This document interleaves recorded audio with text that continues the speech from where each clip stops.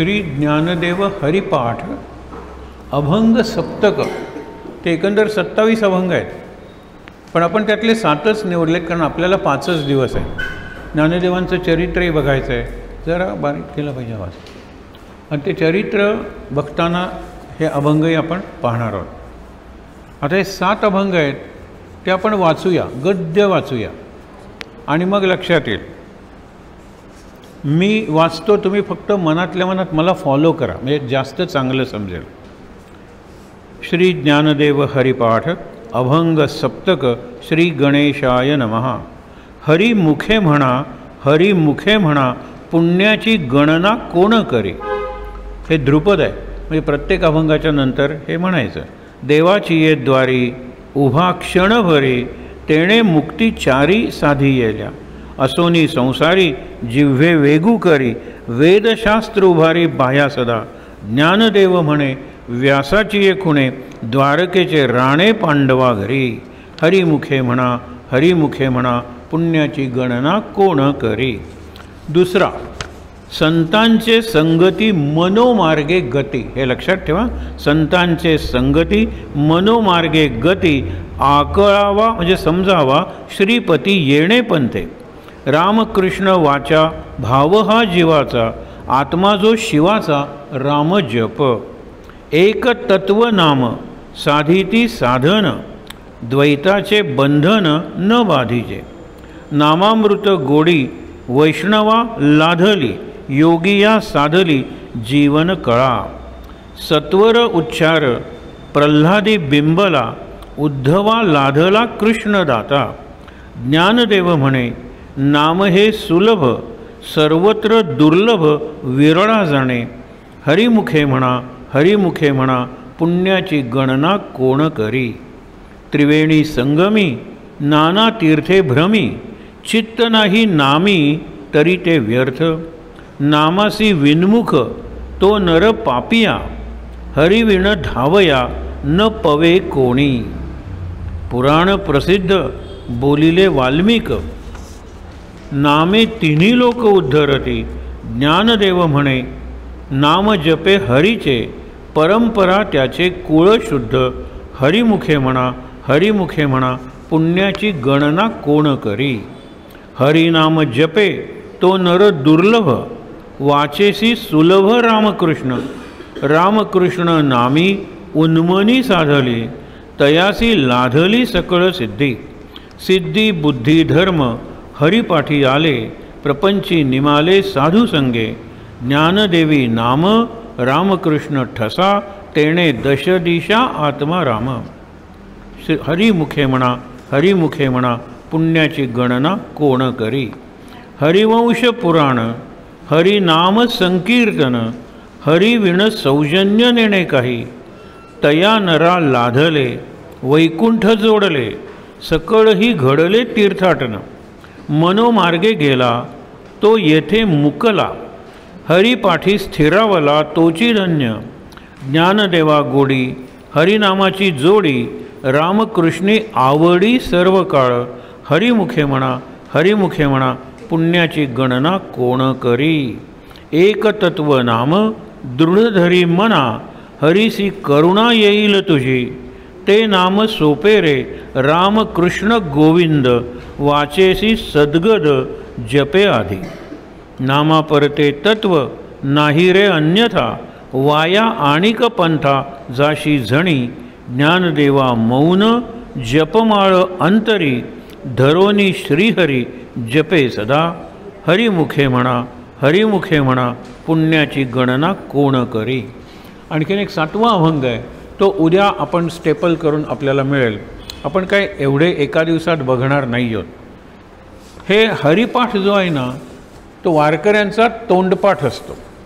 जसं आपण भीमरूपी म्हणल्यानंतर मराठीत आपल्याला हनुमंताची उपासना आठवते, तसंच हनुमान चालिसा म्हणल्यानंतर उत्तर भारतातल्या लोकांना, विशेषतः जे रामचरितमानस वाचतात, तुलसीदासांच्या रचना वाटतात, त्यांना तो हनुमान चालिसा 40 श्लोक आहेत, ते त्यांना अगदी पाठ असतं.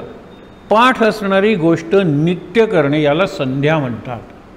म्हणून वारकऱ्यांची संध्या तो हा हरिपाठ. आता संध्याबद्दल थोडं चिंतन करूया. आपण कितीही जरी उपचार केले, 16 उपचार, 32 उपचार, 64 उपचार, तरी उपचार करण्यासाठी 3 गोष्टींची गरज असते. एक उपचार, त्याच्यासाठी द्रव्य लागतात, त्याची कुठली तरी कृती करावी लागते आणि ती कृती करणारा कोणीतरी असावा लागतो. साधं बघा, फुलं वाहण्यासाठी फुलं आहेत, वाहण्याची क्रिया आहे आणि वाहणारा भक्त आहे किंवा पुजारी आहे. तिसरं, आरती ओवाळा, म्हणजे आरती तयार करायला पाहिजे, ते द्रव्य झालं, मटेरियल. त्याच्यानंतर ओवाळणे ही क्रिया झाली आणि ओवाळणारा भक्त झाला. या तिन्ही गोष्टी आहेत प्रत्येक ठिकाणी. पण हरिमुखे म्हणा म्हणताना पुण्याची गणना कोण करेल? हरिमुखे म्हणा. इथे हळूहळू फक्त हरीचं नाम उरतं, म्हणणारा विसरतो. पुढे पुढे जे आपण काही श्लोक अभंग घेतलेत त्याच्यात तो एक अर्थ आहे. तर पूजा म्हणली, कुठलंही धर्मकार्य किंवा देवकृत्य म्हणलं, देवकार्य, तर ह्या 3 गोष्टी असतातच. पण संध्या हा एकच शब्द असा आहे. तुम्हाला आठवणारे संस्कार बघा. उपचार, षोडशोपचार पूजा. पहिल्यांदा आपण त्यांना अंघोळ घालतो, पाणी आलं, ती मूर्ती आली आणि घालणाऱ्याला, अंघोळ घालणारा, आपण त्यांना पूजा करतो, फुलं वाहतो, हळद वाहतो, कुंकू वाहतो, बुक्का वाहतो. त्याच्यानंतर निरनिराळ्या प्रकारची सुगंधी द्रव्य वाहतो, अगरबत्ती पेटवतो, पंचारती पेटवतो, पंचारती करतो, नंतर नैवेद्य दाखवतो, नमस्कार करतो, प्रदक्षिणा घालतो, नंतर प्रसाद घेतो. या सगळ्या कृतीत आत्ता सांगितलेल्या 3 गोष्टी आहेत. पण हरिमुखे म्हणा म्हणल्यानंतर हे मुखे म्हणा त्यांनी सांगितलेलं आहे, पण मनातल्या मनात हरी नाम स्मरण हे मनातल्या मनात चालू आहे.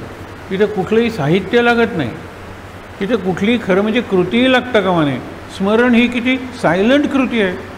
स्मरण ॲक्टिव्ह करता येतं, पण स्मरण पॅसिव्ह चालूच असतं. मी नामस्मरण केलं नाही, पण मला संसाराचं स्मरण आहे.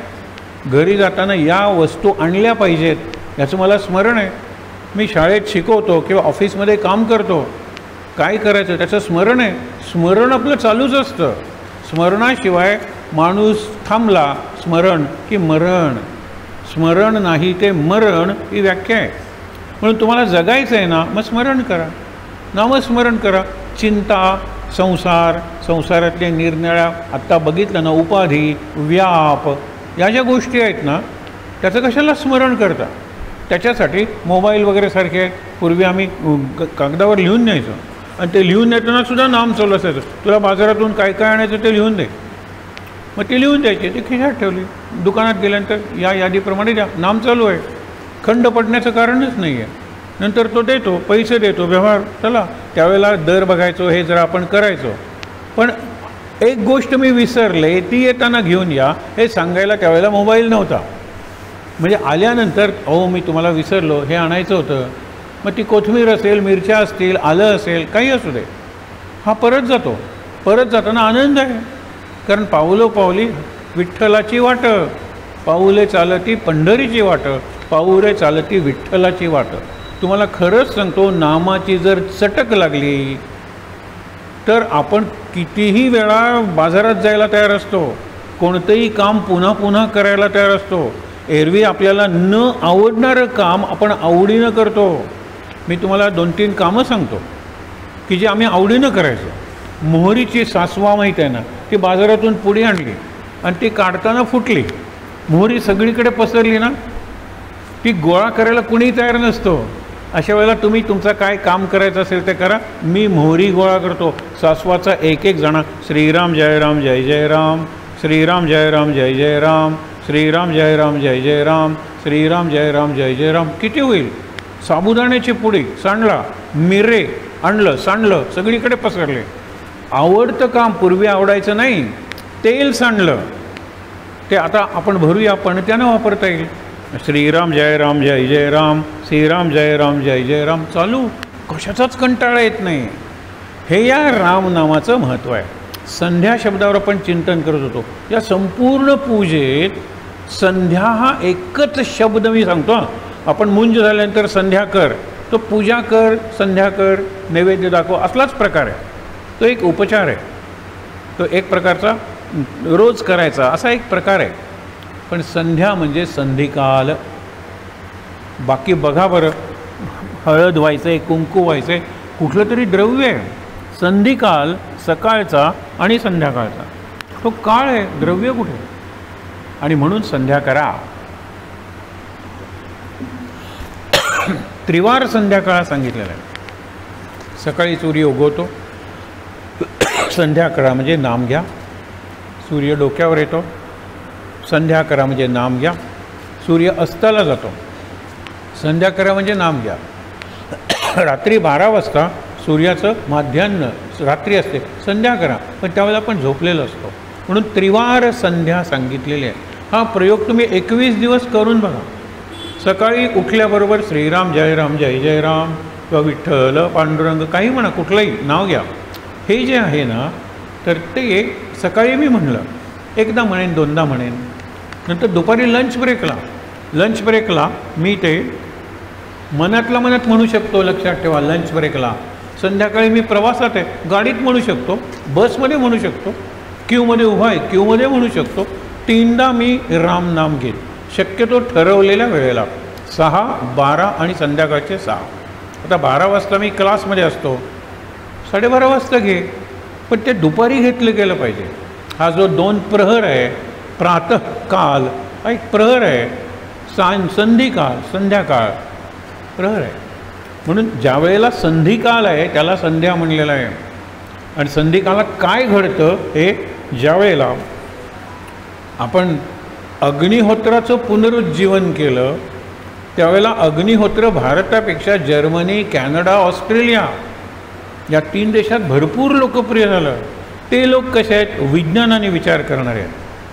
म्हणून आम्हाला सकाळी आजचा सूर्योदय केव्हा आणि सूर्यास्त केव्हा, आश्चर्य वाटेल तुम्हाला. पणजीला निराळं दिलेलं होतं, मडगावला निराळं दिलं होतं. काय सूर्योदय सूर्यास्त, अरे 30 सेकंदाचा फरक पडतो. म्हणजे तिथे सूर्य 6:06 उगवत असेल, तर इकडे 6:06 मग तुम्ही ती वेळ सांभाळा ना. आणि त्यावेळेला श्रीराम जय राम जय जय राम दुपारी. लक्षात घ्या, सूर्यास्ताची वेळ दिलेली असायची आणि खाली लिहिलं असतं की हे इलेक्ट्रॉनिकली जनरेटेड टायमिंग्स, हे यंत्रांनी तयार केलेले आहेत. ह्या अगदी शास्त्रशुद्ध वेळ आहेत. या वेळेला पणजीला सूर्योदय होणार म्हणजे होणार, वास्कोला या वेळेला होणार म्हणजे होणार. म्हणजे कसं आहे माहीत आहे ना, मला ज्या वेळेला सूर्योदय दिसेल त्यावेळेला माझ्या शेजारी उभ्या असलेल्या अमिताभला जरा आधी सूर्योदय होईल की नाही, अर्धा मिनिट म्हणजे काही सेकंदांचा तरी फरक पडेल की नाही. टेरेसवर उभा राहिलेल्याला आणखीन लवकर सूर्योदय होणार आहे. पण या गावाचा स्टँडर्ड सूर्योदय काय ते टाईम दिलेलं असतं. आणि त्यावेळेला मानस अग्निहोत्रसुद्धा करू शकता. म्हणजे काही नाही, ते पात्र ठेवलेलं आहे, त्याच्यात शेण्या ठेवलेल्या आहेत गाईच्या शेणाच्या. त्याच्यावर लक्षात ठेवा, शक्यतो सगळं ऑर्गॅनिक ठेवायचं. म्हणजे तेल ऑर्गॅनिक आहे, त्याच्यापेक्षा तूप ऑर्गॅनिक आहे, वात कापूस हा ऑर्गॅनिक आहे. ऑर्गॅनिक म्हणजे जिवंत झालेला, वाढणारा, पुन्हा कापसाचं बी लावलं तर नवीन रोप होणारा, याला ऑर्गॅनिक म्हणतात. ही सध्याची खतं वगैरे फर्टिलायझर ऑर्गॅनिक नाही आहे, पण गाईचं शेण ऑर्गॅनिक आहे, मॅन्युअर म्हणतो, नैसर्गिक आहे ते. हा जो सगळा प्रकार आहे ह्याचा जर आपण विचार केला तर लक्षात येईल की संधिकाल काय घडतं. त्यांनी सांगितलं होतं, ज्या वेळेला सूर्य उगवतो त्यावेळेला maximum bombardment of sun rays at your place, त्यावेळेला सूर्योदय सांगितलेला आहे. त्यावेळेला तुम्ही जर एक्सपोज टू द सन, सूर्य उगवतोय, जास्तीत जास्त त्याचे प्रकाश किरण पण सौम्य आहेत. ज्यावेळेला सूर्य डोक्यावर येईल त्यावेळेला प्रखर आहे, संध्याकाळच्या वेळेला आणखीन सौम्य आहेत. म्हणजे सूर्यकिरणांचं बंबार्डमेंट हा शब्द वापरलेला आहे. तुमच्यावर येऊन आपटतात, तुमच्यावरून आदळतात. आणि सूर्याची जी चेतना आहे, शक्ती आहे, त्याला प्राणचेतना म्हणलेलं आहे. चेतना म्हणजे चैतन्य, प्राणशक्ती म्हणजे लाईफ एनर्जी हो, जी आपली कमी झाली होती म्हणून करोनात लोक मेले, निरनिराळ्या कारणांनी मेले. पण इम्युनिटी म्हणतात ती लाईफ शक्ती आहे, जीवनाची शक्ती आहे, जीवनशक्ती आहे. आणि ते जर आपल्याला राखायचं असेल तर ही उपासना केली पाहिजे. आणि त्रिवार संध्या म्हणजे त्रिवार स्मरण आहे तुमच्या मंत्राचं आणि तुमच्या देवाचं. हे किती सोपं करून सांगितलेलं आहे.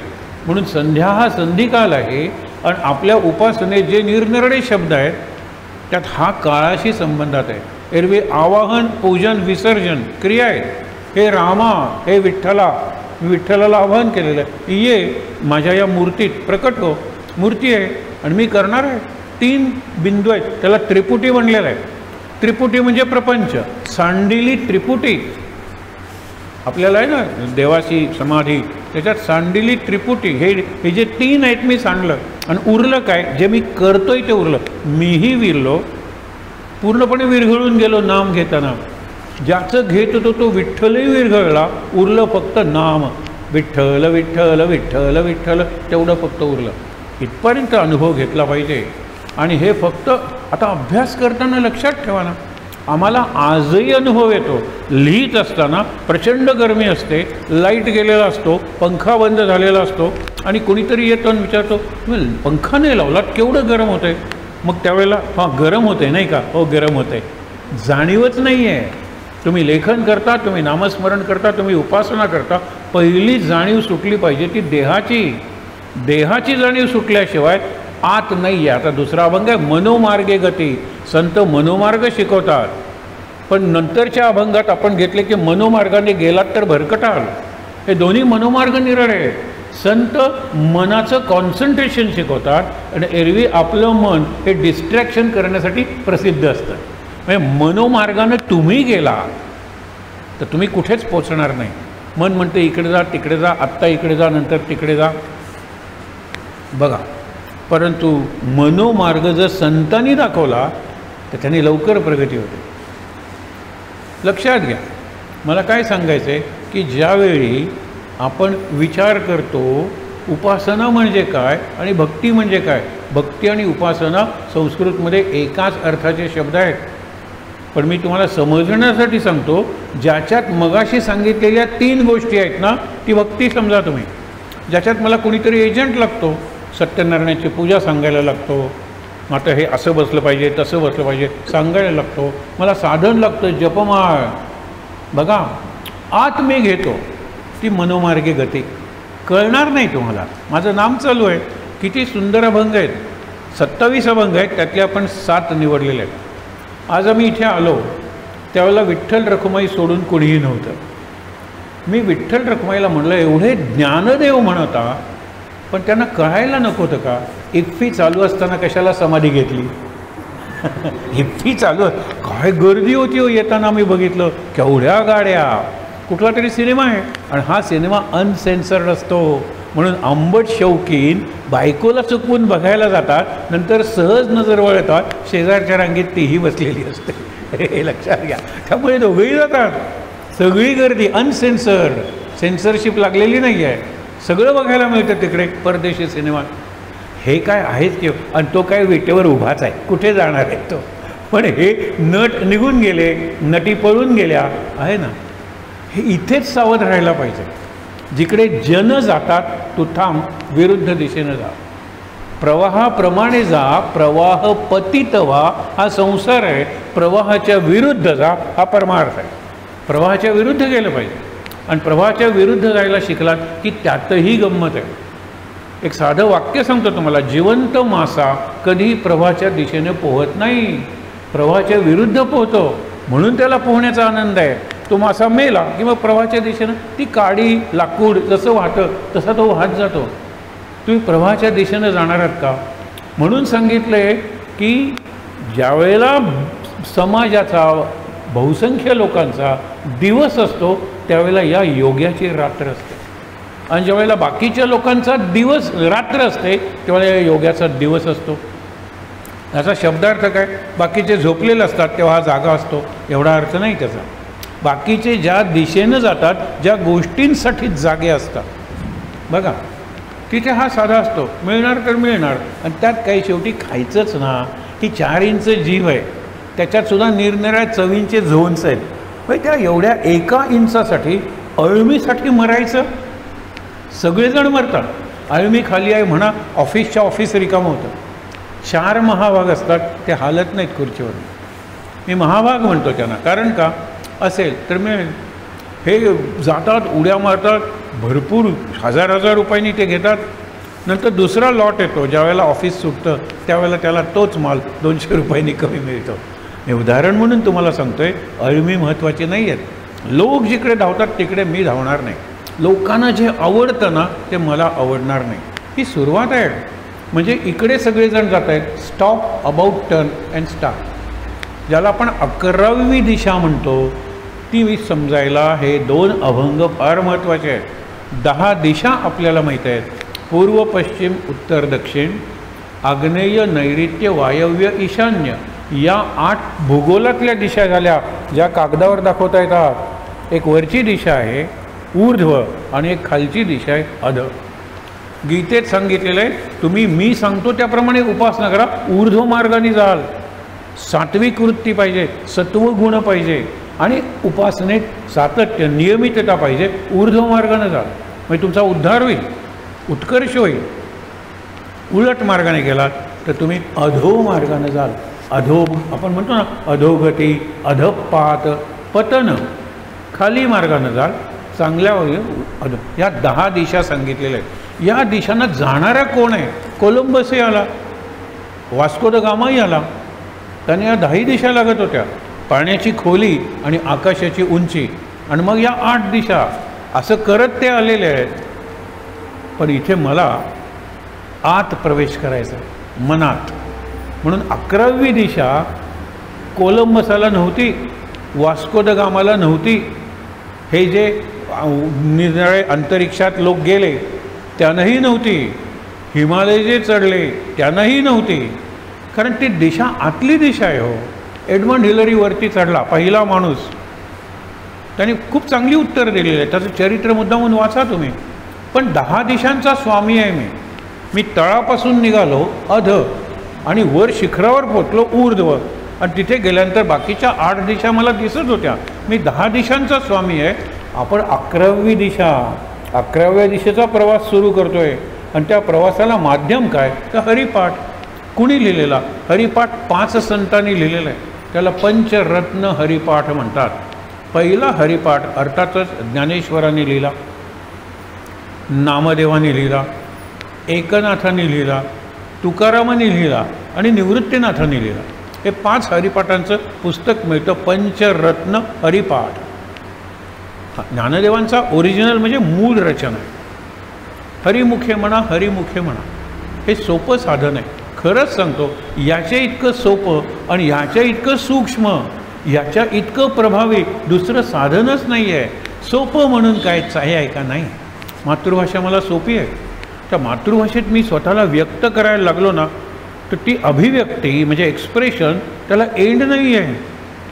एकच कविता निरनिराळ्या पद्धतीने शिकवता येते, किंवा 100 शब्द दिले तर त्याच्यात निरनिराळ्या प्रकारच्या कविता करता येतात. आम्ही फक्त अळी दिलं होतं मुलांना.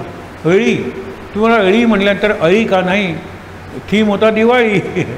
मग दिवाळी, अंघोळी, रांगोळी, कडबोळी, हे किती वेळी त्यांनी केलं. एक फक्त अक्षर दिलं होतं, त्याच्यावर त्यांनी कविता केल्या. त्या नळी म्हणजे अंघोळी ठीक आहे, पण लवकर उठून अंघोळी, थंडी असताना अंघोळी, हे काहीतरी प्रत्येकाचं निराळं होतं ना. त्या एक्सप्रेशनला अंत नाही आहे. हे फार महत्त्वाचं आहे. उपासनेत आत जसजसा जाईल तसा बाहेर मी व्यक्त होतो, ते सुधारत जाईल. आतली दिशा ही 11वी दिशा आहे. मनाचे श्लोक हा 11व्या दिशेचा प्रवास आहे. आणि हा हरिपाठ 11व्या दिशेने कसं जायचं हे सोपं सांगणार आहे. एरवी ज्ञानेश्वरी समजायला, ज्ञानेश्वरांचा अमृतानुभव समजायला जरा अवघड आहे. ज्ञानेश्वरी त्या मनाने सोपी आहे, पण हरिपाठ इतकं सोपं काही नाही.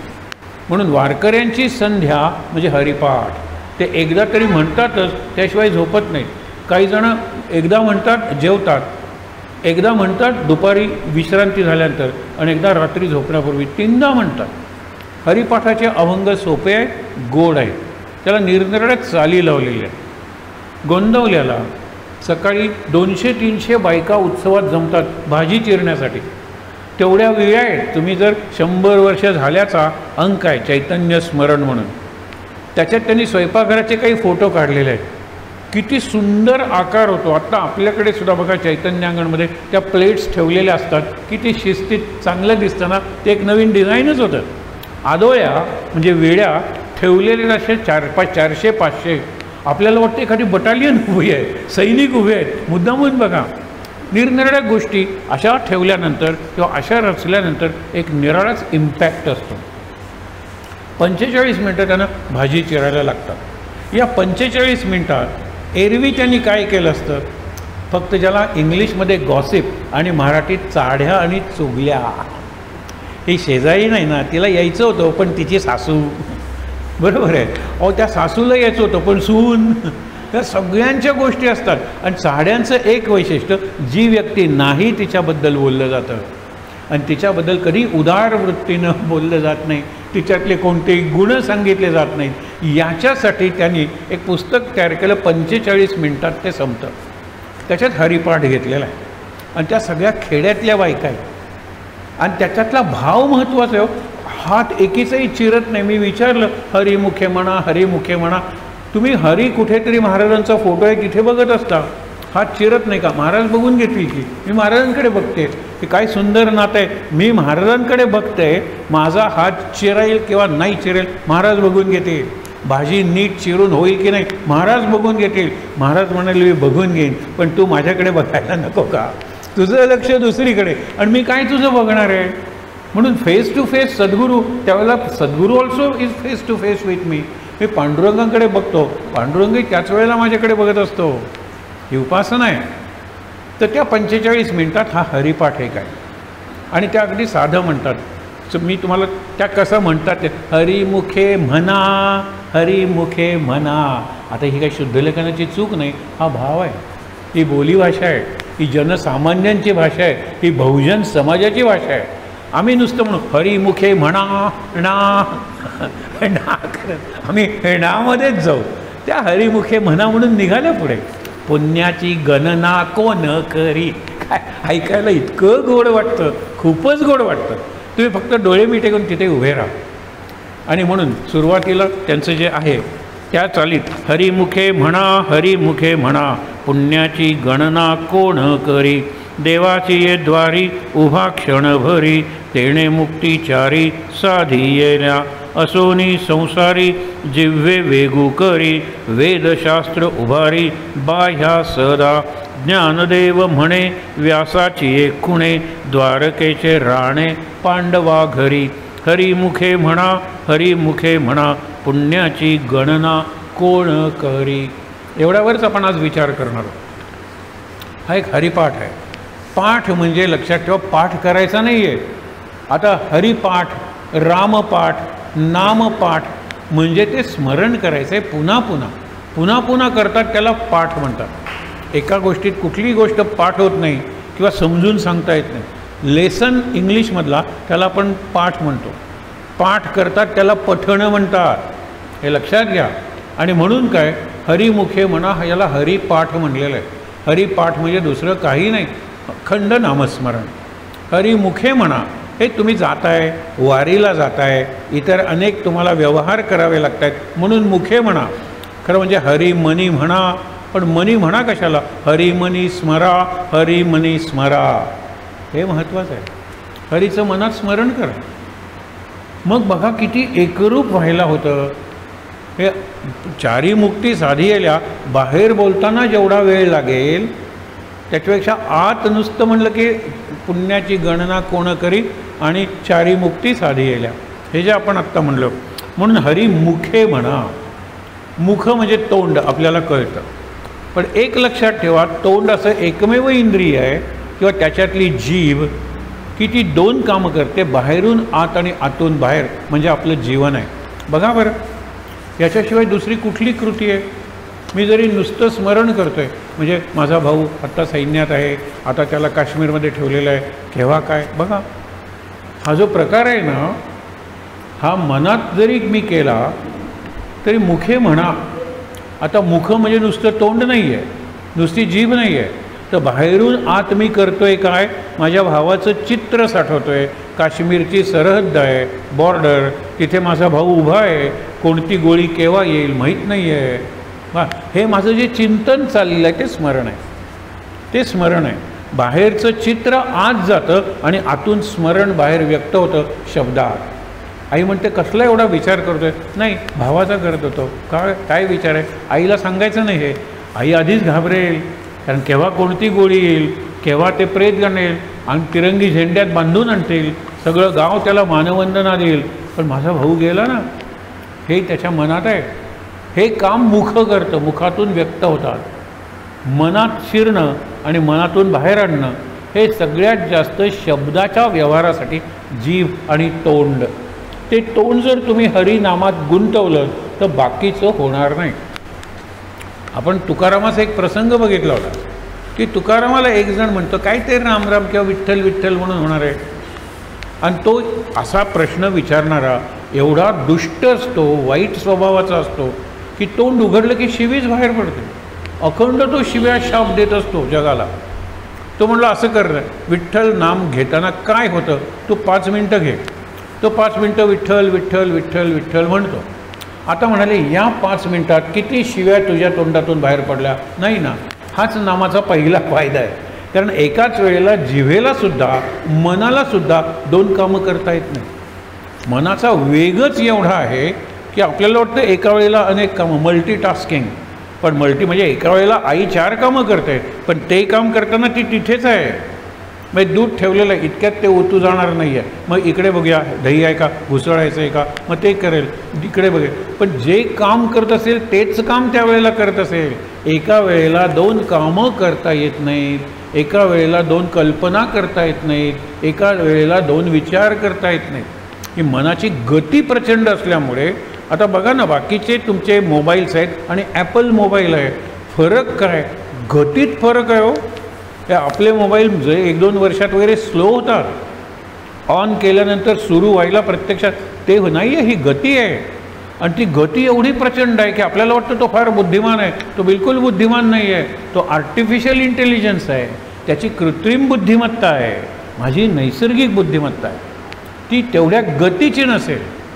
पण आपणहून प्रगती करणारी आहे, सद्गतीकडे जाणारी आहे. कोणत्या कॉम्प्युटरला कधी सद्गती मिळेल असं वाटत नाही. सद्गती आणि कॉम्प्युटरची प्रगती म्हणजे नेक्स्ट जनरेशन कुणी केली? मी केली. कॉम्प्युटर पुढचा कॉम्प्युटर काय सुधारणा कराव्यात हे तो सुचवेल, करायला मला पाहिजे. पण ह्युमन इंटेलिजन्स किंवा नॅचरल इंटेलिजन्स हा फार महत्त्वाचा आहे. आणि तिथे आपण सतत मोबाईल आणि सतत समोर पडदा, आपण आपली बुद्धीची धार घालवून टाकलेली आहे. धार घालवली, धार म्हणजे एज, ठीक आहे. अरे त्याच्यावर धूळ साठली आहे, धूळ साठली ठीक आहे. अरे त्याला गंज आलेला आहे, कळम. धार पुन्हा काढता येते, धूळ फुंकता येते किंवा झाडता येते. कळम काढणं किती अवघड आहे. आणि पुढे मन फंक्शन करायचं थांबतं. मला काही सुचतच नाही आत्ता, मला काही आठवतच नाही आत्ता. My mind memory has stop functioning. हा विचार करायला पाहिजे. हरी मुखे म्हणा जर आपण चालवलं तर या गोष्टी करूनही त्याचा तेवढा प्रभाव पडणार नाही. आपल्याला अनुभव येईल. नाम घेत जर खरंच काम केलं, नाम घेत जर अभ्यास केला. आता नाम घेताना कसा अभ्यास करायचा? श्रीराम जय राम जय जय राम, श्रीराम जय राम जय जय राम. खरा अभ्यास चालू राहील. काहीतरी अभ्यास संपला, श्रीराम जय राम जय जय राम पुन्हा सुरू करा. आपल्या हातात आहे. नाम सुरू करणं आपल्या हातात आहे. म्हणतात ना, नामस्मरण ही कृती आहे आणि नामाचं विस्मरण ही वृत्ती आहे. वृत्ती म्हणजे सगळेच जण विसरतात. आपण संसारातल्या किती गोष्टी विसरतो, बरोबर ना. विस्मरण ही वृत्ती आहे, ॲटिट्यूड, नेचर. पण नामस्मरण करणं ही कृती आहे. आणि कृती सगळं करते. पण पांडुरंगाला द्या ना, हे पांडुरंगा मी तुझं नाम घेतो आहे. हां, देहा शक्ती, देहा बुद्धी आणि क्रिएट सिच्युएशन, परिस्थिती निर्माण कर. हे अनुभवाने मी तुम्हाला सांगतो. मला जर 7 दिवसात दासबोध संपवायचा आहे, रोज 2-2.5 तास मला वाचायचं आहे, तर सांगायचं रामाला आणि रामदासांना, हनुमंताला, की 2.5 तासात कोणताही व्यत्यय येता कामा नये. त्यावेळेला व्यत्यय 3 गोष्टी. एक म्हणजे दारावरची बेल, डोअर बेल. दुसरी म्हणजे टेलिफोनची बेल, लँडलाईन होती, किंवा आलेली माणसं. या 3 अडचणी 2.5 तास 7 दिवस नाही यायला कामा. मी शांतपणे पारायण करणार आहे. आणि तुम्हाला अनुभव सांगतो, आरती करतो, नैवेद्य दाखवतो आणि बाहेर येतो आणि बेल वाजते दारावरची. आणि तो म्हणतो काय रे, अर्धा तास आधी पोचलो असतो, पण ट्रॅफिक जॅम कुणी केला? हनुमंतानी. कारण त्याला सांगितलं ना 2.5 तास डिस्टर्बन्स नको, जे डिस्टर्बन्स आणतील त्याच्यात व्यत्यय निर्माण करा, माझ्या वाचनात व्यत्यय नको. दुसरा, टेलिफोनची रिंग वाजते, तिकडे जातो, अरे काय रे, lines are busy, lines are busy, lines are busy, lines are busy. कुणी ठेवलं? हनुमंतानी ठेवलं. कारण हनुमंताला रामदासांचा दासबोध मी वाचलेला हवा आहे, पण माझी संकल्पशक्ती तेवढी पाहिजे ना. जमलं तर बघ रे हनुमंता. ह्या काय कसला हनुमंता? हा मिस्टर हनुमान झाला. जमलं तर बघ. हनुमंताला जमलं तर, शक्य असेल तर. नाही, हे रडगाणं आपलं आहे. जमलं तर, शक्य असेल तर, ही निगेटिव्हिटीची सुरुवात आहे. जमलं तर बघूया, म्हणजे जमणारच नाही.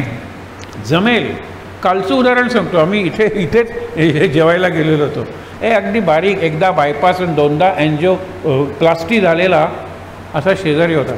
अरे म्हणलं काय संपणार आहे ती राईस प्लेट आपल्याला, उडप्याची, म्हणजे वाट्या आणि उडप्याने अशा केलेलं ताट आणलेलं, अक्षरशः रेल्वे वाटते हो, इतक्या वाट्या आणि त्याचा तो एवढा भात. आणि आम्ही भाकरी मागवल्या होत्या, झुणका मागवला होता. अरे 3 घेऊया, नाही 4, आपण संपवणार. तो एवढा मुलगा म्हणतो संपवणार, आणि आम्ही खरंच सगळं संपवू. कारण का? तो संपवणार म्हणला म्हणून आम्ही आधीच रडत होतो, हे भात नको रे एवढा काढून, संपणार आपल्याला. आणि खरंच संपवलं. कुणीतरी असा पुश द्यावा लागतो. तो कुणीतरी म्हणजे माझा मीच द्यायचा. हरिमुखे म्हणल्यानंतर पुण्याची गणना कोण करेल? काय मोजणार तुम्ही पुण्य सांगा बरं? हे जनगणना करता येते. आणि आपण लोकसंख्या आता 25 पुढच्याच वर्षी करणार आहोत. एवढी लोकसंख्या मोजता येते. आकाशातले तारे आपण असंख्य म्हणतो, ती सुद्धा संख्या सांगण्याचे एक प्रकार आहे, संख्येच्या पलीकडे. पण नाम म्हणजे हरिमुखे म्हणताना संख्येचा प्रश्नच नाही. माळ घेतो, 13 कोटी नाम, संख्या आली. रोज मी 11 वेळा भीमरूपी म्हणतो, संख्या आली. संकष्टीला 21 वेळा अथर्व शीर्ष म्हणतो, संख्या आली. इथे पुण्याची गणना कोण करेल? पुण्य काय मोजणार आहे?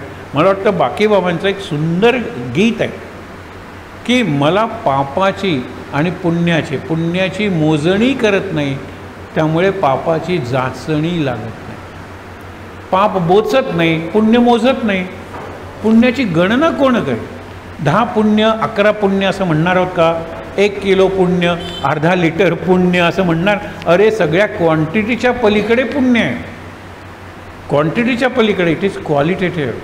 म्हणजे माझंच कळलं पाहिजे. पूर्वी नाम घ्यायल्यानंतर लक्ष, आता नामात किती आनंद मिळतो. क्वालिटेटिव्ह इम्प्रूव्हमेंट आहे.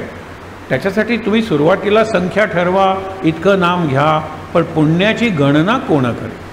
हरिमुखे म्हणा. पुन्हा सांगायचं आहे म्हणजे हरिमुखे म्हणत राहा. कितीदा सांगणार? 2दा सांगितलं, त्याला द्विरुक्ती म्हणतात. म्हणजे हरिमुखे म्हणा, तिसऱ्यांदाही हरिमुखे म्हणा. त्रिवार सांगतो तुम्हाला. कुठल्याही कामाच्या सुरुवातीला हरिमुखे, मध्ये हरिमुखे, शेवटी हरिमुखे. हे 3 पॉईंट्स प्रत्येक कामाला आहेत. हरिमुखे म्हणा. पुण्याची गणना, पुण्यासाठी हरिनाम घेऊ नका. एक सहज गंमत म्हणून सांगतो. लोक विचारतात तुम्ही भागवत सप्ताह करता का? मी पहिला प्रश्न विचारतो, तुम्हाला पुण्यासाठी पाहिजे का जीवन सुधारण्यासाठी पाहिजे? जीवन सुधारणे असेल तर मी भागवत सप्ताह करतो, पण पुण्यासाठी असेल तर नाही मी करत. कारण पुण्य म्हणजे भागवतात सांगितले ते त्या पद्धतीने सांगत जायचं. हल्ली काय सगळं बदललं आहे. त्याच्यात असलेली सृष्टी, त्याच्यात असलेली हे सांगणं, त्या वंशावळी सगळ्या हे सांगणं, हे बोरिंग आहे. त्याच्यापेक्षा आपण जरा स्ट्रीमलाईन करूया भागवत आणि असं सांगूया की जीवनाला उपयोगी पडेल. हे उदाहरण आहे. पुण्याची गणना कोण करेल? पुण्य हे सांगून मिळतं, हे वाचून मिळतं, ऐकून मिळतं. ते दिवस गेले.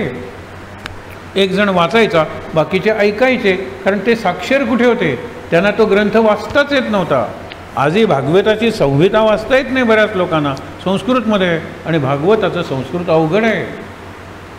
मग ते करायला पाहिजे ना. नाही, आपल्याला भागवत ऐकायचं. भागवताचा इसेन्स काय आहे? भागवताचा संदेश काय आहे? What is the essence and message of Bhagwat? हां, हे सांगूया आपण. आणि आज 2024 संपत आलेलं आहे. 2025 पासून पुढे भागवत जीवनात कसं उतरायचं?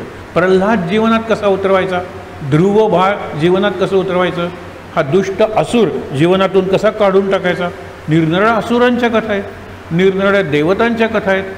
तुम्हाला सांगतो सगळ्यात सुंदर अप्सरा उर्वशी समजली जाते.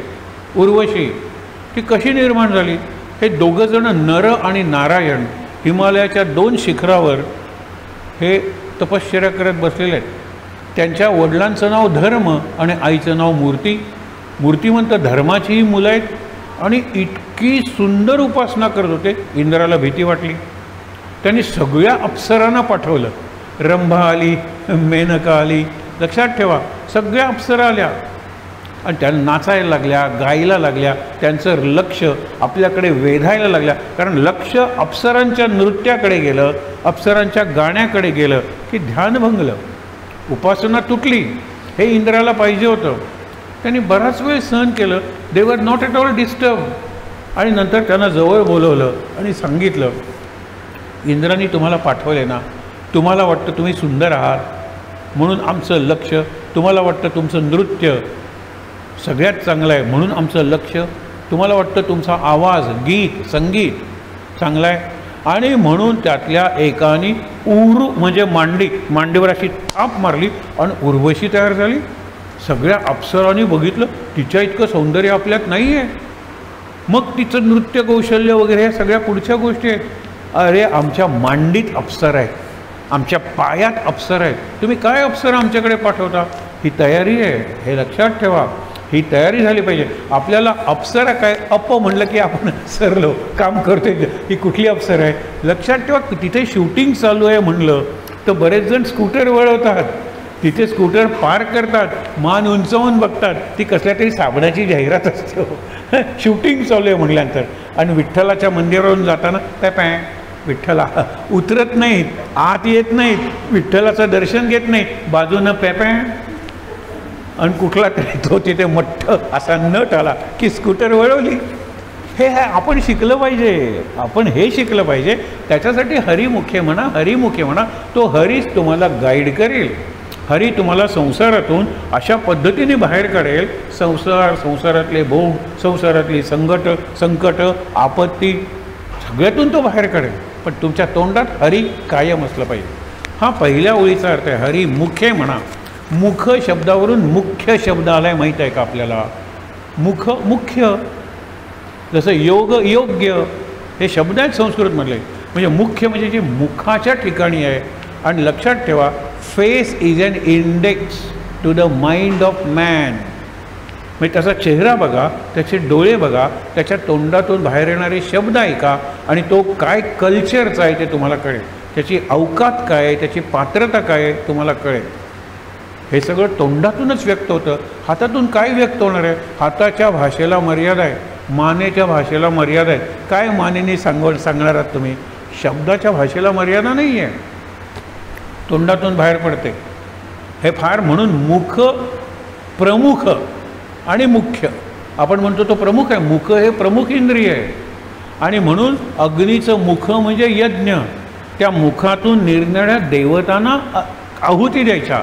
अग्नये स्वाहा, अग्नये ही आहुती दिली की अग्नीसाठी इदन्न मम, माझं नाही आहे. वायवे स्वाहा, वायूला अर्पण केलेले वायवे इदन्न मम, असं सगळं सांगायचं आहे. आणि मुख कुठलं यज्ञ. आणि म्हणून घ्राणम पातू मखत्राता हा मख आहे आणि मुखम सौमित्र वत्सला. हे लक्षात ठेवा. यज्ञात सौमित्र म्हणजे लक्ष्मण. लक्ष्मणाची जी भूमिका आहे रामाची भूमिका आहे. पण पुढे वनवासात रामाबरोबर सीता आहे, रामाचा संसार चालू आहे. वनवासात असला तरी लक्ष्मणाबरोबर कोण आहे. एक अशी कथा असतात या लोककथेतल्या कथा फार सुंदर असतात. उर्मिला कशी 14 वर्ष राहिली. बाकीच्या दोघांचे ह्याची श्रुतकीर्ती आणि मांडवी भरताची आणि श्रुतकीर्ती शत्रुघ्नाची. त्यांच्या बायका त्यांच्या जवळ होत्या. रामाची बायको सीता त्याच्याबरोबर होती. शेवटच्या वर्षात रावणाने पळवली, नंतर तिला आणला हा भाग निराळा. पण लक्ष्मणाची ती इतकी स्तब्ध होती, ती इतकी स्थिर होती. तिला सासू त्यांच्या नमस्कार करावा तिला वाटायचं, अशी उर्मिला आहे ती. उर्मिलेनी लक्ष्मणाची 14 वर्ष झोप घेतली होती. तुम्ही कायम जागे राहा. रामाची सेवा करण्यासाठी, सीतामाईचं रक्षण करण्यासाठी तुम्ही कायम जागे राहा. म्हणून मी कायम झोपलेली आहे. आणि ही झोप शरीराची नाही आहे, मी मनाने ठरवलेलं आहे की तुमची झोप मी घेतलेली आहे. हा संकल्प मी केलेला आहे. आणि म्हणून लक्ष्मण 14 वर्ष निर्निद्रा, आहार फक्त जगण्यापुरता आहार. जगायचं का? रामाची आणि सीतेची सेवा करण्यासाठी. हे फार मोठं व्रत आहे. म्हणून लक्ष्मणाची योग्यता त्या युद्धात सगळ्यात जास्त आहे. कारण लक्ष्मणाने इंद्रजिताला मारलेला आहे, जो अदृश्य होऊन लढत होता. त्याचा रथ आकाशात जात होता, बाण कुठून येतो हे कळत नव्हतं. इंद्रजिताला मारण्यासाठी इंद्रियाने जिंकलेले आहेत. जो जितेंद्रिय आहे, जितेंद्रिय 2, लक्ष्मण आणि हनुमान. हनुमान म्हणला मी नाही मारणार, तूच मार. म्हणून इंद्रजिताला मारल्याशिवाय युद्ध संपलंच नसतं. इंद्रजिताला लक्ष्मणाने मारलेलं आहे, हे लक्षात ठेवा. आणि लक्ष्मणाच्या मनात कायम एक ध्यास होता, राम आणि सीता सतत त्याच्या मनात होती. जशी शबरीच्या मनात राम होता, शबरीच्या मनात सीता नव्हती. सीता पळवलेली आहे हे तिला माहीत होतं. सीता कुठे कोणी नेली हा निरोप देण्यासाठी ती जिवंत होती. शबरीने कुठली उपासना केली हो? नाही. शबरीने कुठला मंत्र म्हणला? नाही. शबरीने कुठली पूजा केली? नाही. शबरीने फक्त रामाची वाट बघितली. आपण म्हणतो ना, डोळ्यांचे दिवे करून सतत दिवस रात्र. कारण राम रात्रीसुद्धा, राक्षस रात्री पॉवरफुल असतात, प्रभावी असतात. त्या राक्षसांना मारण्यासाठी राम माझ्या झोपडीकडे आला तर, आणि मी झोपलेले असेल तर मी झोपणार नाही. मी कायम झाडेन, पण वाऱ्याने पानं वगैरे आली तर मी पुन्हा झाडेन. दिवसातून ती कितीदा झाडत होती. झाडल्यानंतर धूळ बसावी म्हणून कितीदा सडा घालत होती. तिच्या थरथरच्या हाताने रांगोळी काढत होती. हीच तिची उपासना आहे. रामाची फक्त वाट बघितली. राम केव्हा येईल माहीत नव्हतं, पण राम येईपर्यंत तू जिवंत राहा. रामाला हा माझा निरोप सांग, हे गुरुनी सांगितलं होतं, गुरुची आज्ञा होती. म्हणजे तुम्ही नुसती वाट बघितली, डोळ्यात सगळं प्राण आणून, तुम्हाला देव भेटतो. त्याच्यासाठी तपश्चर्या करायला पाहिजे, नाक दाबलं पाहिजे वगैरे असं काही नाही आहे. ते प्रत्येकाची प्रकृती आहे, प्रत्येकाची प्रकृती आहे. म्हणून हरिमुखे म्हणा, हरिमुखे म्हणा, पुण्याची गणना कोण करी, असोनी संसारी. आपण सगळेजण संसारात आहोत. जिव्हे वेगू करी, वेग कर, वेगाने. तुला वाटते ना इथे आपलं लक्ष दुसरीकडे जाणार आहे. राम राम राम राम राम राम राम राम श्रीराम जय राम जय जय राम श्रीराम जय राम जय. वेगात म्हण. वेगात म्हणल्यानंतर एक शक्ती तयार होते आणि दुसरीकडे तुझं लक्ष जात नाही. साधे तिकडे 2 मुलं दंगा करत आहेत, इकडे टी व्ही लावलेला आहे आणि मला नाम घ्यायचं आहे, तर मी इतक्या आवाजात नाम घेईन की टी व्ही विसरला जाईल आणि मुलांचा आवाज मला ऐकू येणार नाही. म्हणून हल्ली निरनिराळी यंत्र मिळतात. आपला मोबाईल आहे ना, मोबाईलवर बासरी, मोबाईलवर सतार, मोबाईलवर काही लावून ठेवा आणि मोबाईलचा व्हॉल्यूम एवढाच ठेवा की टी व्ही ऐकू येणार नाही. टी व्हीचा व्हॉल्यूम जर एवढा असेल तर मोबाईलचा एवढासुद्धा व्हॉल्यूम जो माझ्या जवळ आहे, मला टी व्हीचा व्हॉल्यूम ड्राऊन करायला उपयोगी पडतो. हा मोबाईलचा सात्विक उपयोग आहे, केला पाहिजे. बघा तुम्ही, मेट्रोनोम वगैरे असतो गायकांकडे, त्याचा व्हॉल्यूम काही फार मोठा नसतो, पण तो आल्यानंतर सतार लावून त्याला आवाज जोडून तो गातो, त्यावेळेला सगळं विसरलेलं असतो. मेट्रोनोम म्हणजे काय मोठ्या आवाजात नाही आहे काही. हे मला जमलं पाहिजे. श्रीराम जय राम जय जय राम मी चालू केलेलं आहे. इकडे मुलं बवाळ करत आहेत, श्रीराम जय राम जय जय राम. तिकडे जोरात टी व्ही लागलेला आहे, श्रीराम जय राम जय जय राम. याच्यापेक्षा वरचं मला म्हणावंच लागत नाही, कारण कुठलाही आवाज, माझ्या आतून आलेला आवाज हाच मला ऐकू येतो, बाकीचे आवाज मला ऐकू येत नाहीत. असोनी संसारी जिव्हे वेगू करे, वेग करा आणि तुम्ही व्हॉल्यूम वाढवा तुमच्या आवाजाचा आणि सगळा संसार विसरून जा. कामं तर केलीच, विसरून जा म्हणजे काम करताना काम करतोय हे विसरा. सतत तोंडात पहिल्यांदा नाम असा, नंतर ते मनात जाईल, मुखातून मनात. हा नामाचा प्रवास आहे. मुखातून मनात ही आतली दिशा आहे, ज्याला आपण 11वी दिशा म्हणलं, 11th direction, which is inside, inner, internal. हे लक्षात ठेवा. आणि म्हणून शब्द वापरायचे रामकृष्ण. भावमुखी राहा. नरेंद्र तू फार बुद्धिमान आहेत, भावमुखी राहा. भाव आत आहे, मुखातून व्यक्त झाला पाहिजे. कुणाची सेवा करायची, शिवभावे जीवसेवा. तुला नारायण पाहिजे, कशाला सत्यनारायण? दरिद्र नारायण, झोपडपट्टीत आहे, त्यांना खायला घाल, त्यांच्यासाठी काम कर. हे सगळं रामकृष्ण सांगून गेले आणि विवेकानंदांच्या जीवनाचा तो कार्यक्रम बनला. दरिद्र नारायण त्यांनी सांगितलेलं आहे. दरिद्र नारायणाची सेवा करा, नारायण लवकर पोचेल पावेल. म्हणून पुढे सांगितले, पुण्याची गणना कोण करे. गणना शब्दाचे 2 अर्थ आहेत. त्याची गणना चांगल्या नटात होत नाही हो. तो दिसायला चांगला आहे, अभिनय कुठे येतो, ॲक्टिंग कुठे येतं. गणना म्हणजे इन्क्लूड, समावेश, त्याचा समावेश होत नाही. आणि गणना म्हणजे काउंट, जनगणना, सेन्सस, काउंटिंग पीपल, हे लक्षात घ्या. आणि म्हणून गणना दोन्ही अर्थी आहेत.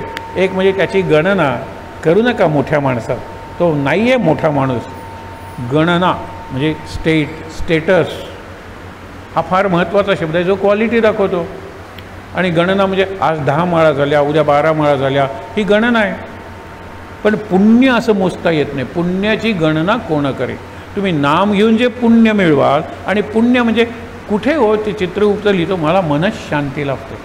पहिल्यांदा मी खूप रागीट होतो, नाम घ्यायला लागलो, आता हळूहळू शांत झालेलो. आणि पुढे तर इतका शांत होतो की याला रागच येत नाही. एक गोष्ट सांगतो तुम्हाला की एक साधू आहे, तो जातोय, तो फिरत फिरत असा जातोय, मुलं खेळत असतात. ते साधूबाबाला म्हणतात, साधूबाबा तिकडून जाऊ नका, तिथे विषारी नाग आहे, त्या नागाचं बीळ आहे, तो चावेल तुम्हाला. ते म्हणाले, आम्ही साधू कोणाला घाबरत नाही, हे लक्षात ठेवा. मी जातो ना, आणि खरंच नाग फणाकडून येतो. त्यावेळेला त्या नागाला म्हणतात, अरे मुलं खेळत आहेत, ते तुला घाबरतात, तू कशाला त्रास देतोस त्यांना, कशाला त्यांच्या दिशेने जातोस, कशाला त्यांना चावतोस. मी साधू म्हणून तुला सांगतोय, हे तू सर्व सोडून दे, त्यांचा मित्र बन. नागाला तो उपदेश एवढा आवडतो, तो जायला पहिल्यांदा दुरून डोलायला लागतो, अरे हा डोलतोय नाग. नंतर त्याच्या जवळ जातो, हे करता करता तो त्यांचा मित्र होतो. आणि मुलांची नागाबद्दलची भीती एवढी जाते की नागाचं शेपूट धरून त्याला ते आपटतात, गोफणीसारखा फेकून देतात.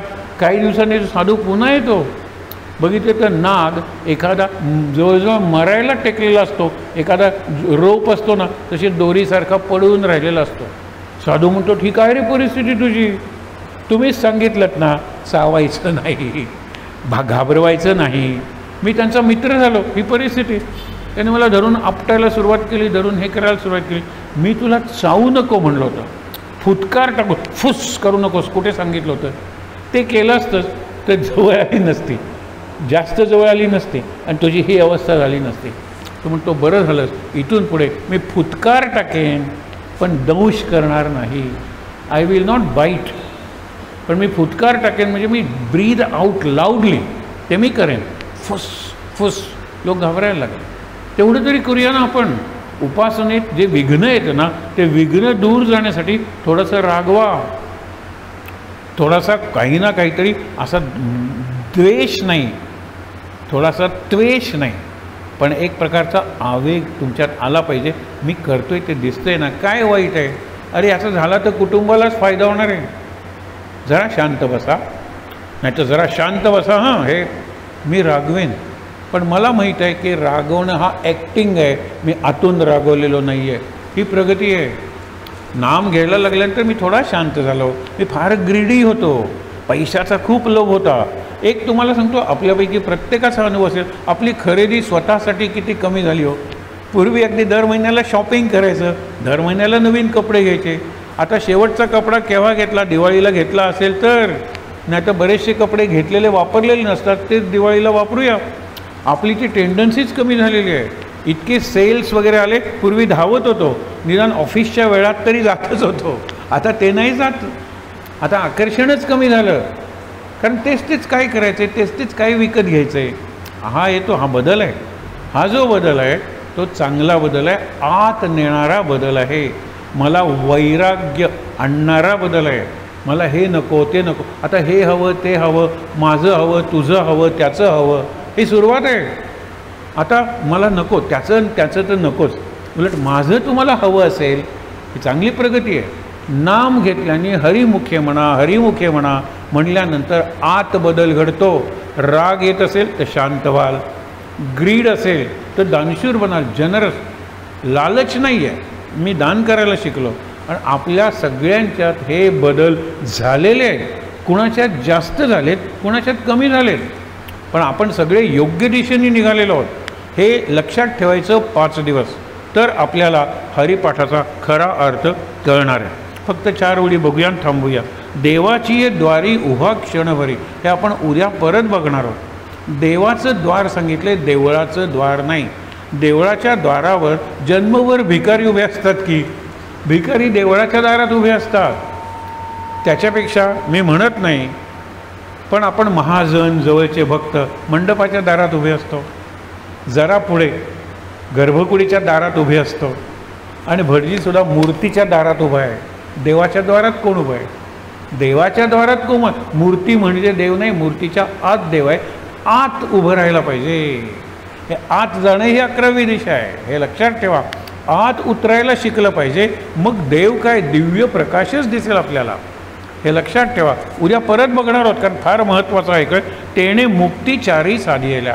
4 मुक्ती सांगितलेले आहेत. एक सलोकता, एक समीपता, एक स्वरूपता आणि एक सायुज्यता म्हणतात, किंवा सायुज्य म्हणजे कायमची मुक्ती, परत जन्माला यायचं नाही आहे. या 4ही मुक्तींचं वर्णन उदाहरणांसह काही गोष्टी सांगून उद्या आपण बघणार आहोत. पण एक लक्षात ठेवा, असोनी संसारी जिव्हे वेगो करे. जिव्हाला वेग आला पाहिजे, वेगाचा आवेग झाला पाहिजे. हे शब्द कळणार नाहीत तुम्हाला. आवेग म्हणजे पॅशन. आपल्याला सगळ्या गोष्टीची पॅशन आहे. तरुणांची पॅशन लक्षात घेऊन पॅशन नावाची मोटरसायकल काढली ना, आणि ती काढल्यानंतर पॅशन अँड पल्सर 2 निराळ्या कंपन्यांचे आहेत. आणि तेव्हा म्हणलं, रे हॉस्पिटलमधला मला मोठा वॉर्ड बघायचा आहे, पल्सर वॉर्ड, पॅशन वॉर्ड. हो, काही इतक्या अपघात झाले, वेग लगेच हुर्र केले की निघाली. वेग आवरत नाही, वेगाचं वेड. हे वेगाचं वेड आपण म्हणतो हा एका प्रकारचा बाहेर जाणारा आवेग आहे. तुकाराम वगैरे ना आत नेणारा आवेग होता. आज जाऊया, आणखीन आज जाऊया, आज दशमी आहे, उद्या एकादशी, आणखीन आज जाऊया, नंतर पौर्णिमा आहे, आणखीन आज जाऊया. हा आतला प्रवास ते करत होते. नाम घेताना मना मना नाम बाहेर, मना आत, नाम बाहेर, मना आत, हेच शिकायचं आहे. हरिमुखे म्हणा म्हणजे नाम घ्या, आणि मग नाम तुम्हाला उलटं करेल मन, मनात तुम्ही शिराल, हे लक्षात घ्या. पुढे काय सांगितलेलं आहे? वेदशास्त्र उभारी बाह्या सदा. बाह्या म्हणजे बाहू. वेदशास्त्र म्हणजे आपण म्हणतो ना, श्रुती स्मृती पुराण, हे 3 महत्त्वाचे ग्रंथ आहेत. श्रुती म्हणजे वेद, हे आदी ग्रंथ, आधीचे. नंतर त्याच्यात जीवन कसं जगायचं त्याच्यासाठी स्मृती आल्या. असं जीवन कुणी जगलं त्याच्यासाठी पुराणं आली. पुराणात जीवन आली, लोकांची चरित्र आली, नियम आले, त्याला स्मृती ग्रंथ म्हणतात. मनुस्मृती, देवल स्मृती, याज्ञवल्क्य स्मृती, हे स्मृती ग्रंथ आहेत. आणि वेद म्हणजे अल्टिमेट प्रिन्सिपल्स आहेत, की समाजासाठी कशी वापरायची स्मृती. कुणी वापरलं? ध्रुवानी वापरलं, वय वर्ष 5. प्रल्हादानी वापरलं, वय वर्ष 8. इतक्या लहानपणापासून सुरू करता येतं. या गोष्टी आपण उद्या बघूया. पण एक लक्षात ठेवा, असुनी संसारी जिव्हे वेदशास्त्र, हे सगळे ग्रंथ बाह्या उभारून हात वर करून सांगतायत. फक्त हरिमुखे म्हणा, हरिमुखे म्हणा.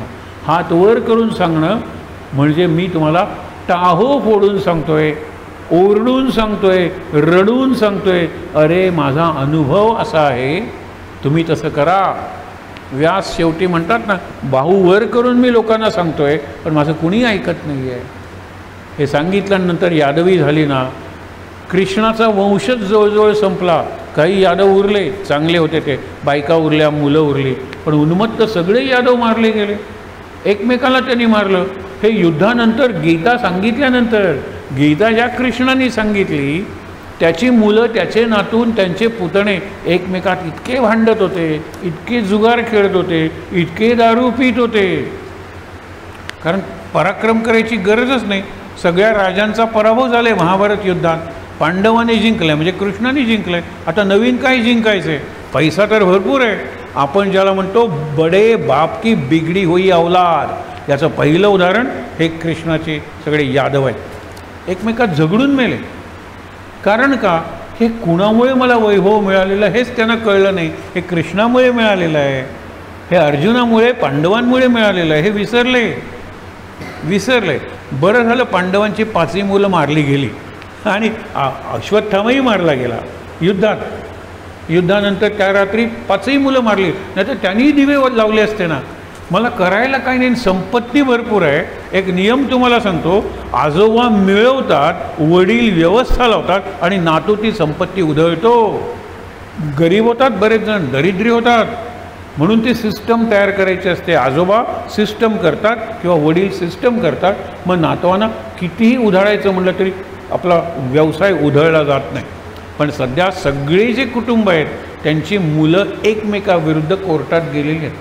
ही जे श्रीमंत कुटुंब आहेत, टाटा कुटुंब नाही आहे, कारण टाटांना मुलगाच नव्हता रतन टाटाला, तरीसुद्धा बाकीचे नातेवाईक वगैरे त्यांचे फ्रान्समध्ये नातेवाईक आहेत, ते आता करतील, हे मला पाहिजे, ते मला पाहिजे, ते येतं आहे लवकर, तुम्ही बघा. म्हणून आजोबांनी मिळवायचं, वडिलांनी व्यवस्था लावायची आणि नातवांनी उधळायचं. हा नियम तेव्हापासून चालत आलेला आहे. ज्ञानदेव म्हणे व्यासाची एक खूण आहे. मी व्यासांची खूण तुम्हाला सांगतो. व्यासांची खूण नामस्मरण. महाराज शेवटी सांगतात, ही खूण विसरू नका, जेथे नाम तेथे माझे प्राण, ही सांभाळावी खूण. महाराज सांगतात, हे म्हणतात मी व्यासाची खूण सांगतो, मी व्यासाची साक्ष काढतो. काय म्हणतात व्यास? द्वारकेचे राणे पांडवांच्या घरी. द्वारकेचे राणे म्हणजे कृष्ण. हे का पांडवांच्या घरी होते? कारण पांडव विसरतच नव्हते कृष्णाला. हे लक्षात घ्या, कृष्ण सतत त्यांच्या मनात होता. सगळ्यात जास्त द्रौपदीच्या मनात होता का? द्रौपदीला कळलं की अर्जुनाच्या मनात तो जास्त होता. अर्जुनाच्याच मनात होता का? अरे कुंतीच्या मनात तो सगळ्यात जास्त होता. ज्यावेळेला युद्ध संपलं, यज्ञ झाला, राज्य सुरू झालं, तेव्हा कृष्ण म्हणतो आता मी जातो द्वारकेला. आत्तापर्यंत द्वारकेचा राणा तुमच्या घरी होता, कारण तुम्ही माझं नाम घेत होता, माझं स्मरण करत होता, मला मनात घट्ट धरून ठेवलं होतं. पण आता मला द्वारकेतल्या लोकांसाठी काही कर्तव्य आहेत, मला गेलं पाहिजे, काय पाहिजे ते मागा. बरेच दिवस आपण भेटणार नाही होत एकमेकाला. त्यावेळेला कुंती म्हणते आमच्यावर संकट येऊ देत. त्यावेळेला तो म्हणतो की हे आत्या आहे कुंती, त्याचे जे वडील आहेत वसुदेवाची सख्खी बहीण कुंती आहे, इतकं नातं आहे. तो म्हणतो आत्या तुझ्या डोक्यावर परिणाम झाला आहे का? अगं आत्ता कुठे तुझ्या मुलांचा वनवास संपला, आत्ता कुठे ती तेजस्वी 5 जणांची पत्नी आहे ती सम्राज्ञी झालेली आहे, इतके दिवस वनवासात, वस्त्रहरण, काय काय सहन केलं त्यांनी, आणि आता पुन्हा तू संकट मागतेस. ती म्हणते मी अर्ध मागितलेलं आहे, आमच्यावर संकटांचा वर्षाव होऊ दे. हे शेवटचं वाक्य आहे, लक्षात ठेवा. संकटांचा वर्षाव झाला, संकट आलं की कृष्णा तू धाव. आम्ही म्हणणार आहोत, आम्ही कृष्णा धाव म्हणलं की तू धावून येणार आहेस, आणि तुझं दर्शन झालं की आम्ही मुक्त होणार आहोत, आनंदात राहणार आहोत. आपल्याला सुखात आठवण येत नाही रामाची, कृष्णाची, हे मी निर्माण केलेलं आहे. ज्यावेळेला एक रट्टा बसतो त्यावेळेला कृष्णा, विठ्ठला, पांडुरंगा हे आठवतं. ते कायम आठवावं म्हणून संकटांचा वर्षाव येऊ दे, हे कुंतीनं मागितलेलं आहे, हे लक्षात ठेवूया. याच्यावर एकच उपाय आहे. म्हणतात ना, सगळ्या रोगांचं एकच औषध रामनाम. हे रामबाणापेक्षा जास्त प्रभावी औषध आहे.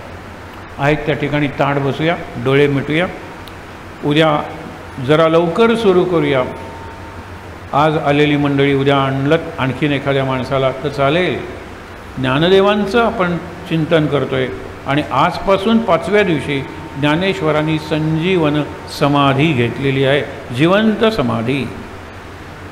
श्लोक म्हणूया सदा सर्वदा, आणि शांतीपाठ ओम सहनाववतु. सगळ्यांनी बरोबर म्हणायचे. सदा सर्वदा योग तुझा घडावा, तुझे कारणी देह माझा पडावा. उपेक्षू नको गुणवंता अनंता, रघुनायका मागणे हेची आता. जय जय रघुवीर समर्थ. ओम सहनाववतु सहनौ भुनक्तु सह वीर्यं करवावहै. तेजस्विनावधीतमस्तु मा विद्विषावहै. ओम शांति शांति शांति. डोळे बंदच ठेवूया. 3दा दीर्घ श्वासोच्छ्वास. Deep breathing 3 times.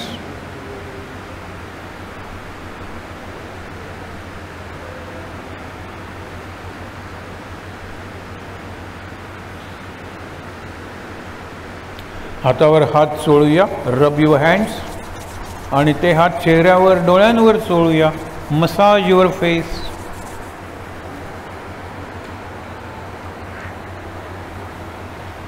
अगदी सावकाश डोळे उघडून पांडुरंगाचं, रुक्मिणीचं आणि हनुमंताचं दर्शन घेऊया आणि इथे असलेल्या सर्वांना नमस्कार करूया.